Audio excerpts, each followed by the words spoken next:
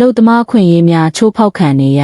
တိစက်ယုံကဆက်ညက်ပြီးတေဆုံးသွားသောမြန်မာလူသားတို့အတွက် NAAC မဟာမိတ်အဖွဲ့မှကူညီဆောင်ရွက်ပေးနေ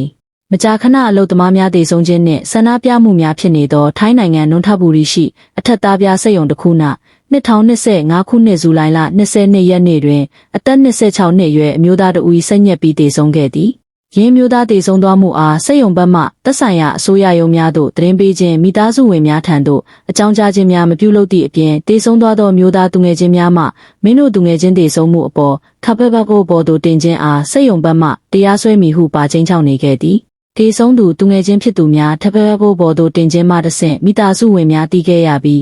NAAC မဟာမိတ်အဖွဲ့ထံသို့လိုအပ်သည်များကူညီပေးပါရန်တောင်းခံလာခဲ့သောကြောင့် NAAC မဟာမိတ်အဖွဲ့မှနေမြေကန်စာဝါဒီကန်ယုံတို့သတင်းပေးဖို့ကအမှုကိုစတင်ကူညီပေးခဲ့သည်ယနေ့တေဆုံးသူနာရေးနေမြေကန်စာဝါဒီကန်ယုံမှတာဝန်ရှိသူတဦးနှင့်အတူတွားရောက်၍စက်ယုံဘက်မှတာဝန်ရှိသူများနှင့်ညှိနှိုင်းပြောဆိုပေးခဲ့သည့်အပြင်ဆက်လက်အလုတ်သမား200ကျော်နှင့်တွေ့ဆုံဆွေးနွေးခဲ့ပြီးအကူအညီတောင်းခံမှုများအားလက်ခံကအလုတ်သမားအခွင့်အရေးများအကြောင်းဆွေးနွေးမှုများပြုလုပ်ခဲ့သည်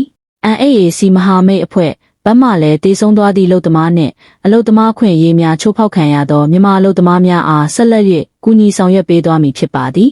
NAAC မဟာမိတ်အဖွဲ့ထိုင်းရောက်မြန်မာလူသားကူညီစောင့်ရှောက်ရေးကော်မတီ